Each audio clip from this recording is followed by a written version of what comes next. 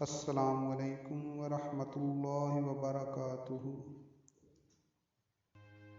وہ دل جو خدا کی محبت سے بھرا ہوا ہے وہ تمام خزانوں میں سب سے قیمتی ہے۔ زبان شیر کی مانند ہوتی ہے، اگر آپ اسے ڈھیلے چھوڑ دیں گے تو یہ کسی کو زخم دے گی۔ صبر راحت کی کنجی ہے۔ دل جسم کا بادشاہ ہے اور اعضاء اس کے سپاہیوں کی طرح ہیں۔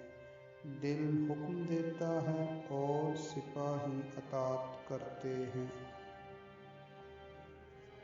سب سے بڑی خوبی سچ بولنا ہے، چاہے وہ کڑوا ہی کیوں نہ ہو۔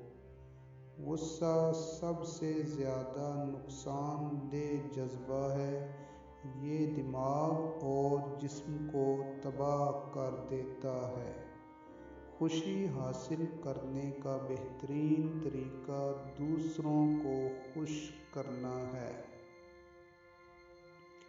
زبان ایک چھوٹا عضو ہے، پھر بھی یہ بہت زیادہ نقصان پہنچا سکتی ہے۔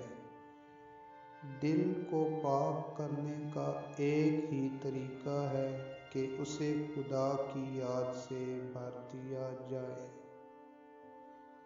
جس نے اپنے آپ کو پہچانا، اس نے اپنے رب کو پہچانا۔